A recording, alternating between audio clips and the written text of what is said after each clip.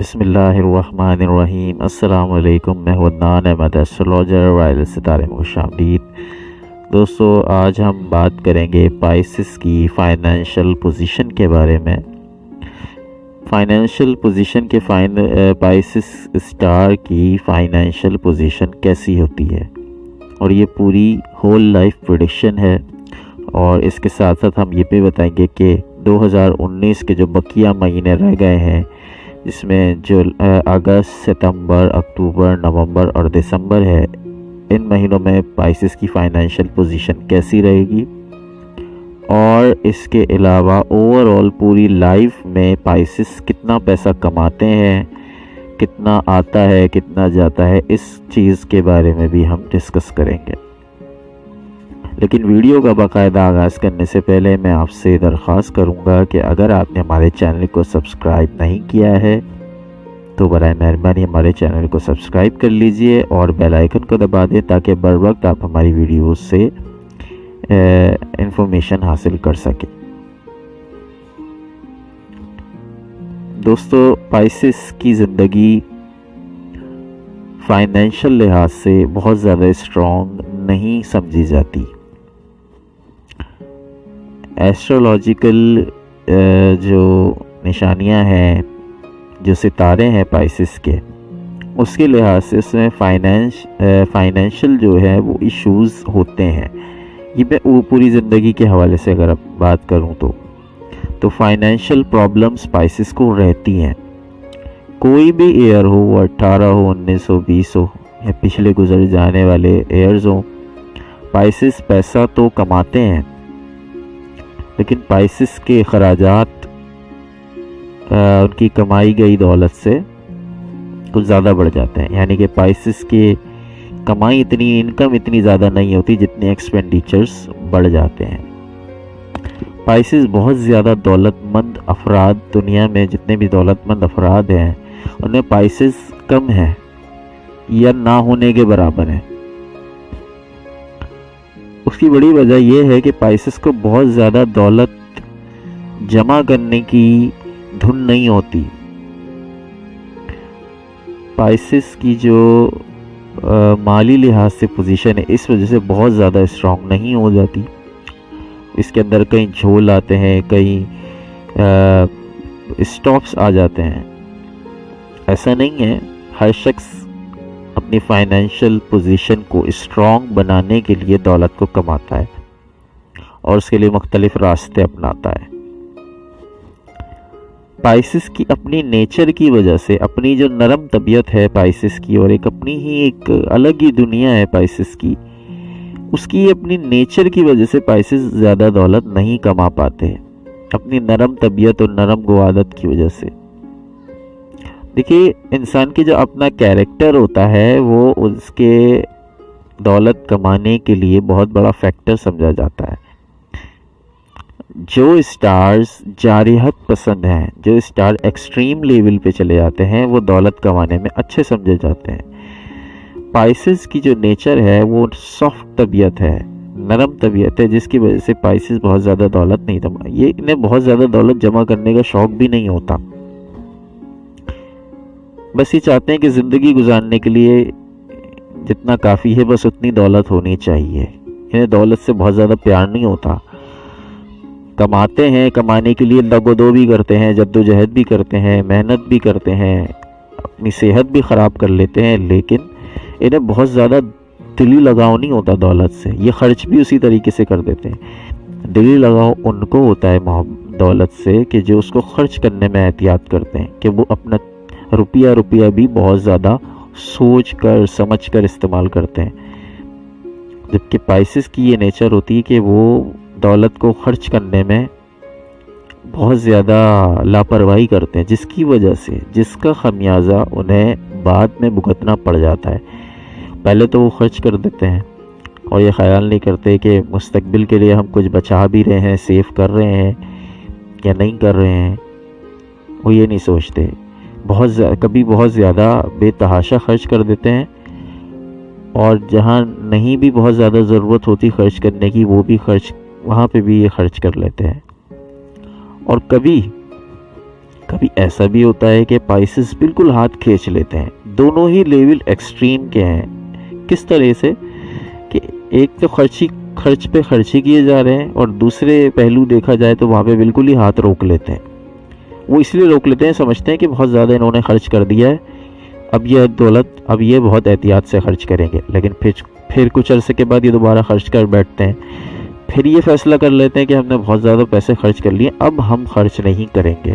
لیکن اپنی عادت سے، اپنی نیچر سے مجبور ہو کے یہ پھر وہی کر بیٹھتے ہیں. جہاں ان کے پاس کچھ سیونگ جمع ہوتی ہے، یہاں پہ ان کے دل میں کھٹکا شروع ہو جاتا ہے کہ اس کو کہیں نہ کہیں خرچ کیا جائے، کچھ کیا جائے. تو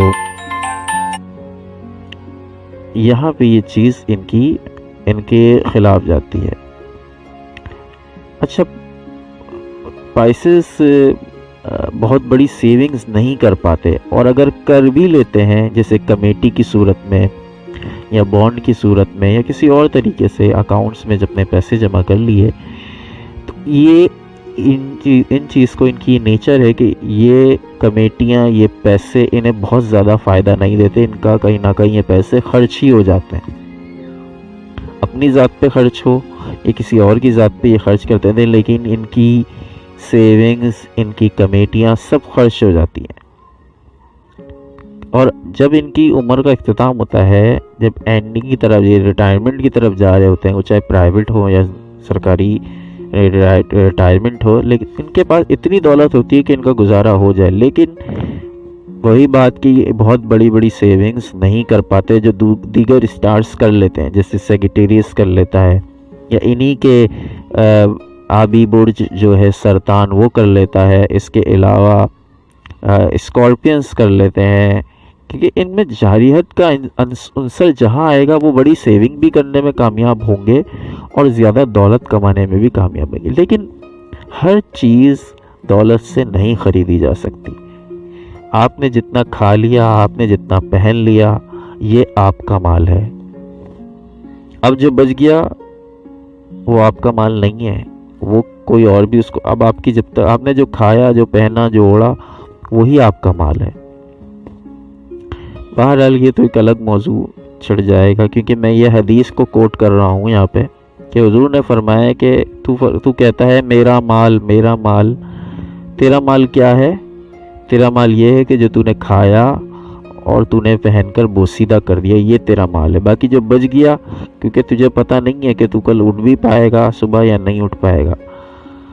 تو بہرحال پائسز بہت زیادہ کبھی خرچ کر دیتے ہیں اور بالکل ہی کبھی ہاتھ روک لیتے ہیں.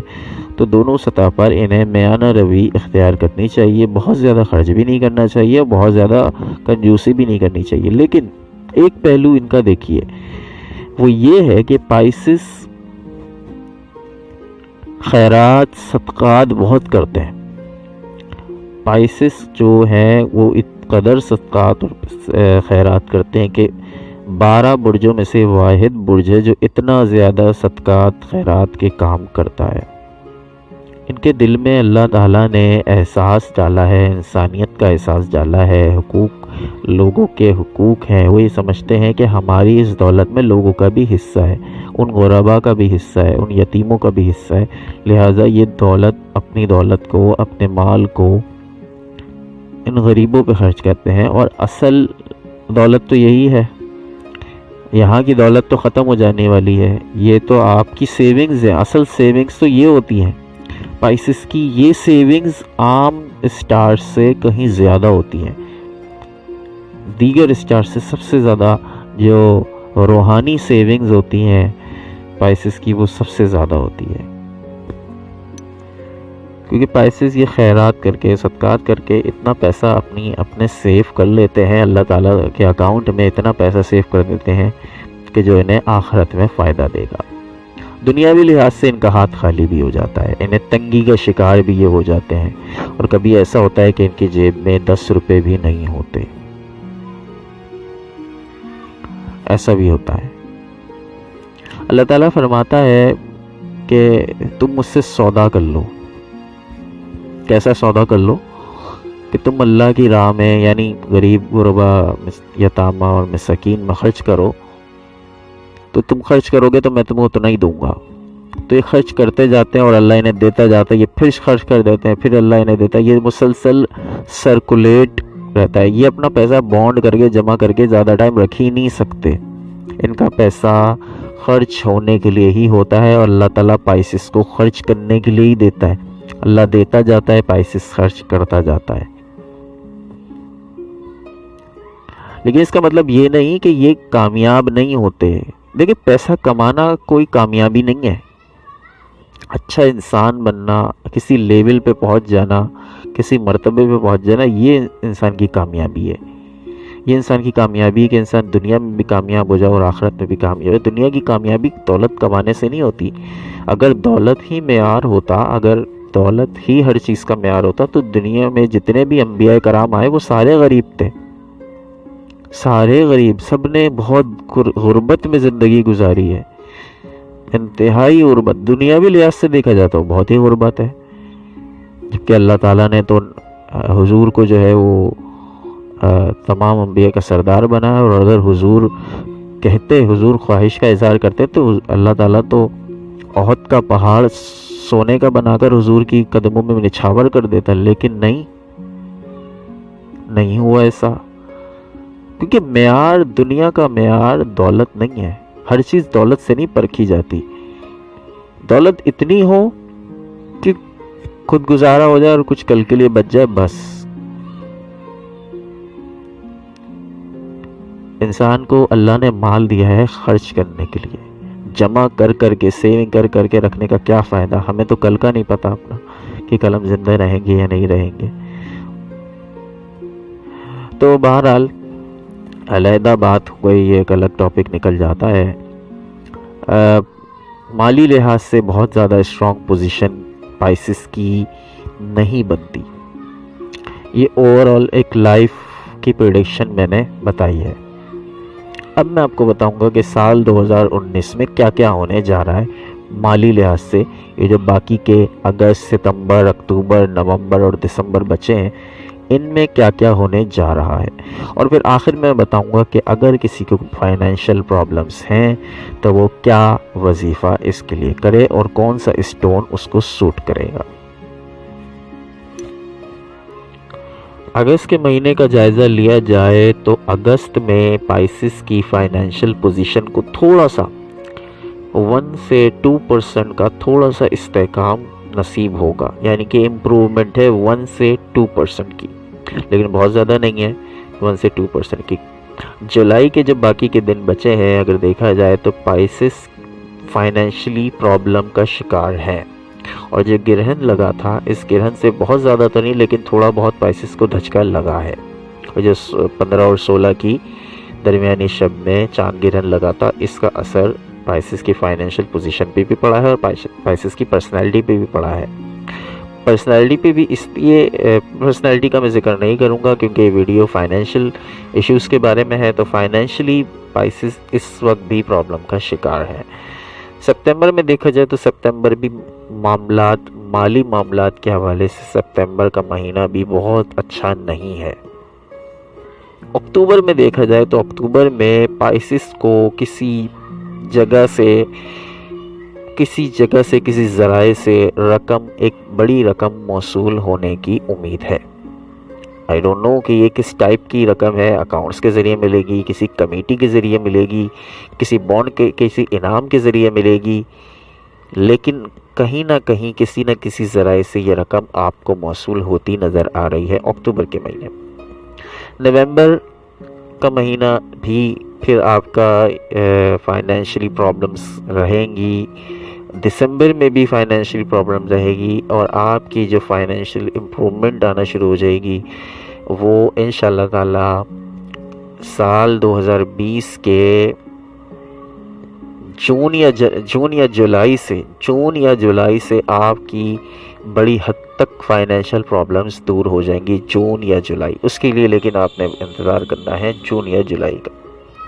دیکھیے، یہ آنے والی پرابلمز ہیں، ہم بھی نہیں روک سکتے، کوئی بھی نہیں روک سکتا، آپ بھی نہیں روک سکتے، کسی بھی طرح نہیں روک سکتے۔ انہیں کم ضرور کیا جا سکتا ہے، ان کی شدت کو کم ضرور کیا جا سکتا ہے۔ اگر آپ برکت کے لفظ سے واقف ہو تو آپ کو یہ بات معلوم ہونی چاہیے کہ برکت وہ چیز ہے کہ تھوڑی چیز بھی پوری ہو جاتی ہے اور اس میں برکت پیدا ہو جائے تو وہ تھوڑی چیز بھی زیادہ لوگوں میں پوری ہو جاتی ہے۔ اور اس برکت کے لیے آپ پڑھ سکتے ہیں یا لطیفو 11 مرتبہ، 111 مرتبہ، 111 مرتبہ یا لطیفو پڑھنا ہے عشاء کی نماز کے بعد۔ اول آخر درود پاک 11 مرتبہ آپ درود پاک پڑھیں اول آخر مرتبہ، اور 111 مرتبہ یا لطیفو آپ نے پڑھنا ہے۔ اللہ تعالیٰ آپ کے تھوڑے مال میں اتنی برکت ڈال دے گا کہ یہ مال آپ کے گھر والوں کے لیے، آپ کے لیے، آپ کے بیوی بچوں کے لیے زیادہ ہوگا اور ایکسٹرا بچے گا انشاءاللہ تعالیٰ۔ اس کے علاوہ معمول بنا لیجئے کہ آپ نے روزانہ عشاء کی نماز کے بعد سورہ واقعہ پڑھنی۔ سورہ واقعہ جو شخص پڑھتا ہے کہ ایک حدیث کا مفہوم ہے کہ جو شخص روزانہ رات کو سونے سے قبل جو ہے وہ سورہ واقعہ پڑھتا ہے تو اللہ تعالیٰ اسے غربت و افلاس سے محفوظ رکھتے ہیں۔ یا لطیفو 111 مرتبہ پڑھنا ہے اول آخر درود پاک کے ساتھ۔ اس کے علاوہ اپنا اسٹون ایکوا مرین آپ نے پہننا ہے۔ انگوٹھی 4 مسکال سے زیادہ نہ ہو۔ چاندی کی انگوٹھی مرد کے لیے اس سے زیادہ کی جائز نہیں ہے ورنہ وہ شریعت کے خلاف ہے۔ اسٹون بھی بہت زیادہ بڑا نہ ہو، اسٹون بھی چھوٹا سا ہو، 4 سے 5 کیرٹ کا چھوٹا سا اسٹون ہو۔ اگر بڑا اسٹون ہے تو اس کو کٹوا لیجئے۔ یہ چیز آپ نے کرنی ہے۔ تو یہ ساری ریمیڈیز آپ کے لیے موجود ہیں، اور اس کے علاوہ آپ نماز کی پابندی کیجئے۔ آپ یہ نہیں کہ خالی وظیفہ پڑھ لیں اور نماز نہیں پڑھ لیں، نماز بھی کیجئے۔ جو نصیب میں پریشانیاں لکھی ہیں وہ نہیں دور ہو سکتی، صرف ان میں کمی لائی جا سکتی ہے۔ بہرحال اللہ تعالی ہم سب کو ہر قسم کی پریشانیوں سے محفوظ رکھے۔ جب بھی دعا کے لیے ہاتھ اٹھائے تو ہم سب کو یاد رکھیے، تمام مسلمانوں کو یاد رکھیے، پاکستان کو یاد رکھیے۔ انشاءاللہ تعالی اگلی ایک نئی ویڈیو میں ایک نئی چیز کے ساتھ دوبارہ حاضر ہوں گے۔ تب تک کے لیے اللہ نگہبان۔